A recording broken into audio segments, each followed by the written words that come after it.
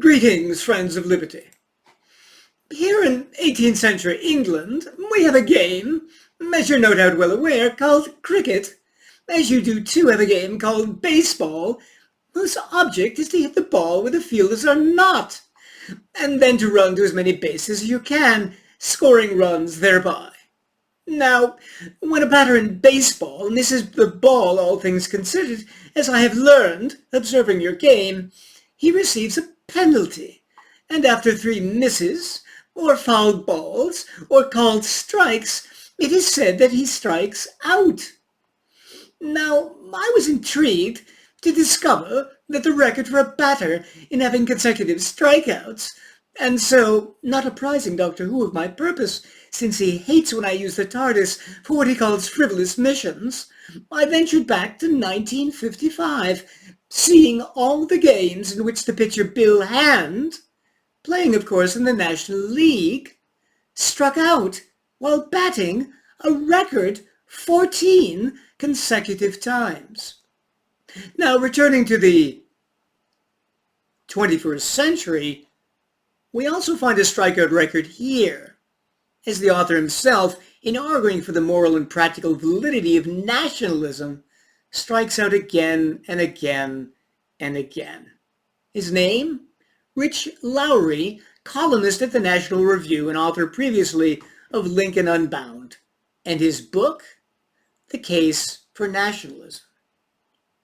Lowry starts, his first strikeout if you will, by not defining the very subject and theme of the book, nationalism.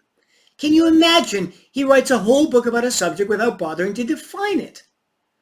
But it turns out that this is actually advantageous, because without defining it, he can present a huge number of historical examples, call the good ones nationalistic, the bad ones not, and then conclude nationalism is magnificent.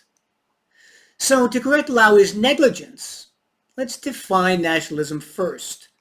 And here I would give a definition which fits with the vast majority of historical instances.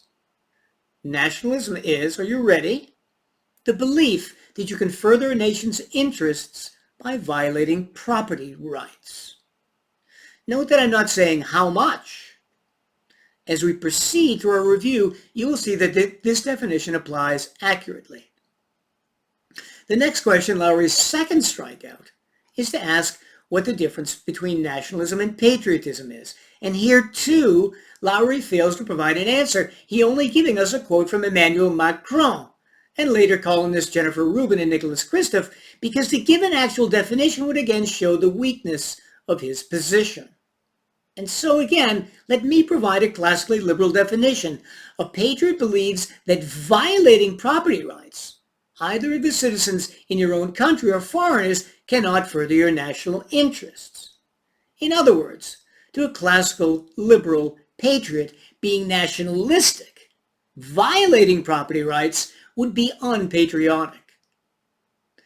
Lowry proceeds, as he does often through the book, by attacking the notion that America, and I paraphrase, is a nation where people have freely chosen to create a community under a specific legal system and its ideas.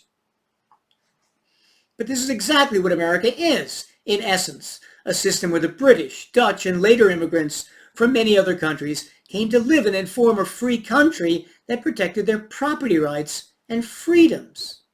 The watchword was freedom. Third strikeout. Next at bat for Lowry. He says that when Europe in the first half of the 20th century, with World Wars I and II, had disaster after disaster, nationalism was to blame. No, never nationalism. Instead, it was social Darwinism, militarism, and charismatic leadership.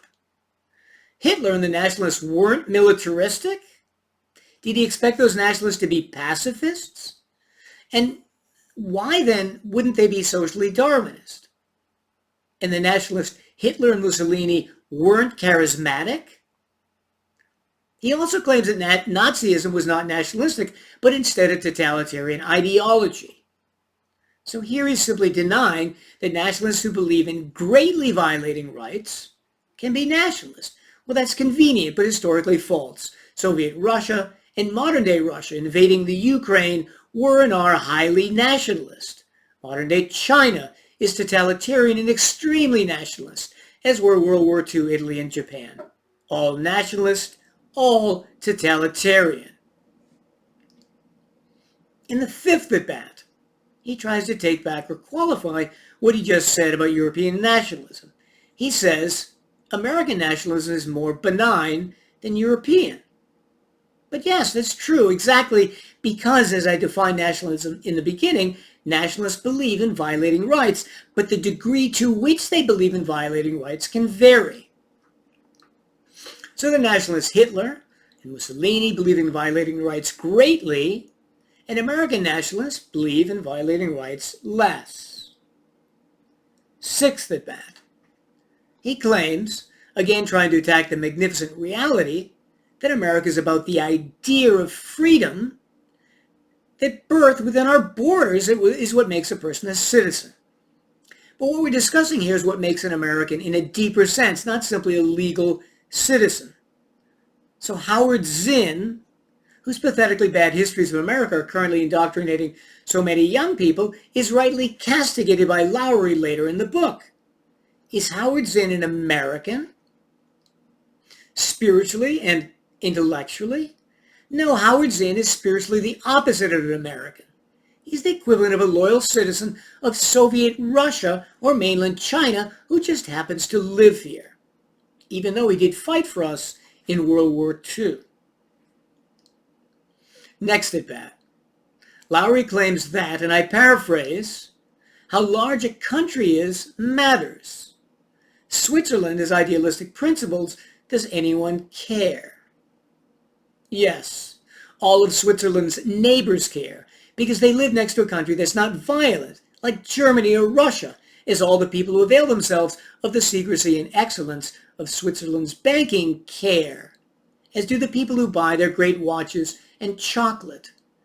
And last but not least, the Swiss care too, that they live in a relatively free, and because free, prosperous and democratic country. Eighth at-bat. Throughout the book, he constantly throws shade on Thomas Jefferson. Why? Because Jefferson understood the value of freedom as well as any of the founding fathers. And Lowry doesn't believe in freedom as a guiding principle for America. Who are Lowry's nationalistic heroes?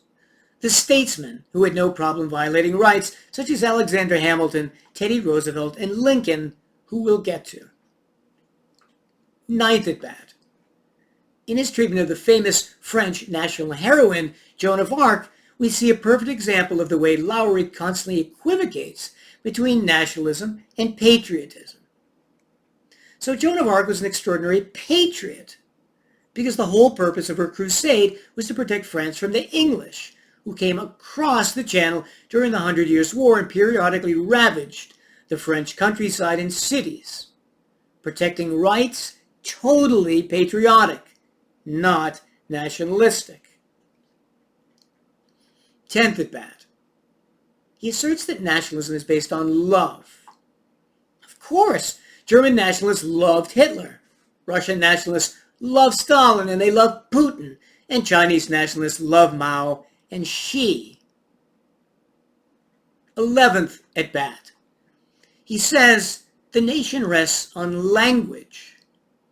Well, of course, national identity is partly formed by language, but national identity and its specific language has nothing necessarily to do with nationalism. Just like any given individual can be Japanese or Portuguese or American, but that gives no indication as to whether they believe violating property rights can further their national interests. Lowry's next strikeout comes when he simply claims that nationalists can't be imperialists. In other words, he's arguing if you want to conquer other nations and don't respect their nationhood, then you aren't a nationalist. But that's flatly false, since you can believe in violating property rights and using them or their land for your own nation. And historically, many countries have been both nationalist and imperialist, their nationalism motivating and justifying their imperialism. Ask the Poles. For the last 500 years, where the Russians weren't nationalist. Ask the Ukrainians today, whose country is under threat of extermination by Russia, where hundreds of thousands of their citizens have been relocated from Ukraine into Russia. Ask the citizens of Hong Kong, or the Tibetans, or Uyghurs, whether extremely nationalist China isn't a violent, murderous, imperialist nation. No, spitting in the face of history is not an argument. In his 13th at-bat, he claims without nationalism, democracy is impossible. Switzerland is impossible. And so in his 14th at-bat, he claims that England was so efficacious as a nation-state because it has existed for over a millennia.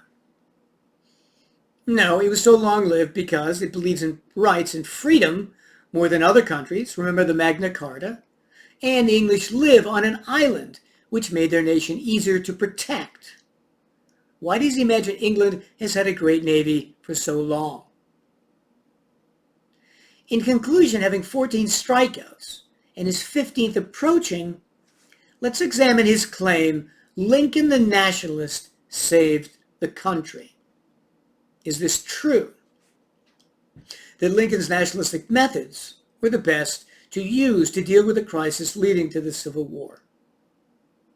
In order to determine this, let's look at the fundamental issues at play with the Civil War and slavery. Number one, slavery was on its way out. Why? Because the productivity of modern capitalism, born of the Age of Reason and the subsequent Industrial Revolution, meant manufacturing and agricultural technology was rapidly outpacing the productivity of slave and plantation economies. So time was on the side of the Union and abolitionists. Number two, the most effective solution in eliminating slavery was compensated emancipation. In other words, dozens of countries chose this more reasonable solution, which is to pay slave owners, as distasteful as that was, some fraction, in England it was 40%, of the value of the slaves they set free. By one estimate, given the amount spent in the war, the North could have purchased all the slaves and started them out with 40 acres of land and a mule. But no, the U.S. was the only country apart from Haiti where war was used to emancipate slaves.